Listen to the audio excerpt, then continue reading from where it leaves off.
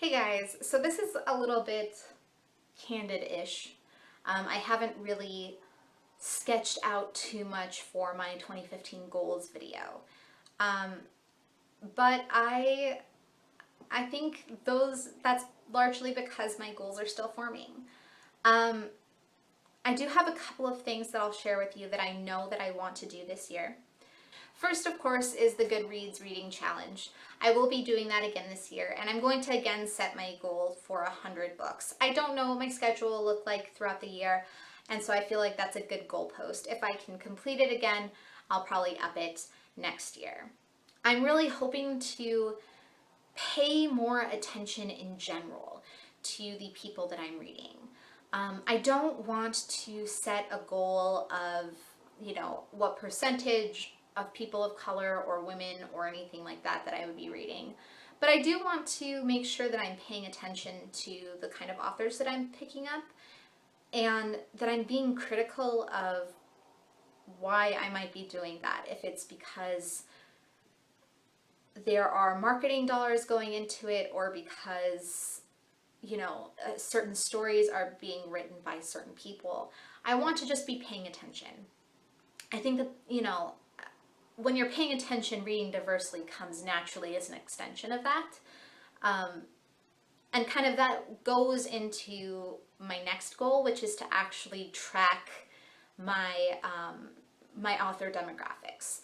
So this year, I know that I read about a third female authors and 2/3 male authors, but that was the extent really to which I tracked the diversity of my kind of collection and to my reading experience for the year. And I'd really like to start paying more attention to things like authors, where an author lives or what language they speak or whether they're a person of color or not. Things like that I'd really like to start tracking. And that's a little bit difficult because typically how I've done it is I've used the Goodreads export file, and that doesn't build that in. So I'm going to have to be sure that I am paying better attention and that I'm taking the time to do that. I really want to be more involved in the community. I want to really make a point of starting to engage in buddy reads and in book groups and things of that nature, doing things like tags and commenting. For me, 2014 was the first year I was on BookTube, and it was very much about getting my feet underneath me. I feel at this point, I'm steady enough where I can start really branching out and being social, and I would really like to do that. I don't have a lot of readers in my life, and certainly not a lot of readers who like to read what I like to read. And so being engaged in the community here, I think, can really be a good opportunity for me. I'm going to be making a point of reading translated works in particular. I think, to read one a month at least. And I'd like to try, at the very least, to not have a translated work from the same language twice. I don't know how feasible that's going to be. I don't know if that's going to be something that I can actually do.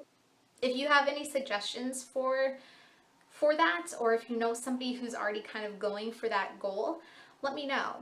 I would like to try to read more classics this year.